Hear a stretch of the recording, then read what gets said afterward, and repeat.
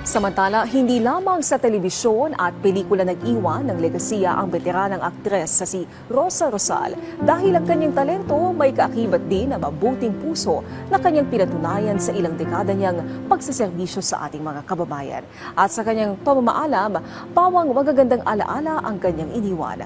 Ang mga yan ating balikan sa espesyal na tribute ng Rise and Shine Pilipinas. Narito po.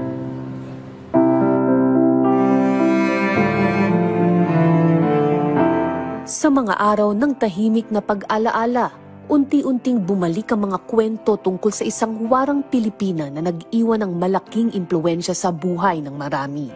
Sa pagpanaw ng aktres at dedikadong humanitarian na si Rosa Rosal, nagtipon ang kanyang mga kaibigan, dati niyang katrabaho at iba pang personalidad upang magbigay pugay at muling ibahagi ang mga alaala at serbisyong matagal ng kaugnay ng kanyang buhay. Nung bata ako, of course, I mean, talagang she really spoiled me with so much love. But she spoiled me with love, not with material things, with love. She was a doting mother in spite of her busy schedule.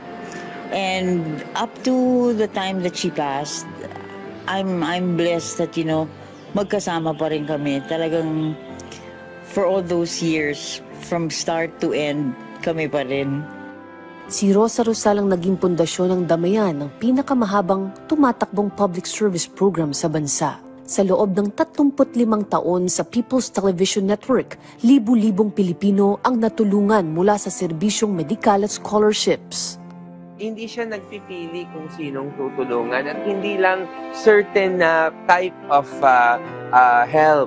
Kahit halimbawa, dugo, or kaya nawawala na bata, anything to do with sakit. Tapos yung mga ibang mga couples na hindi nila kayang magkaroon ng sarili nilang mga anak ay tinutulungan po niya magkaroon ng baby.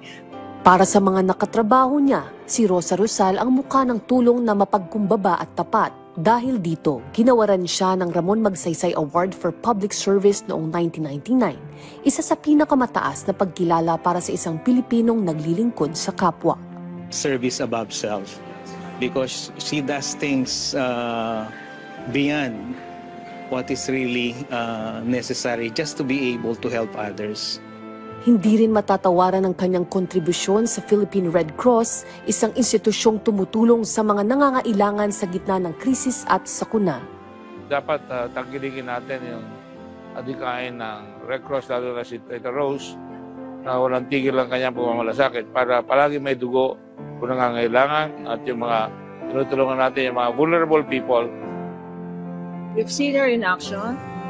We've seen her do what she does best, which is being there for others.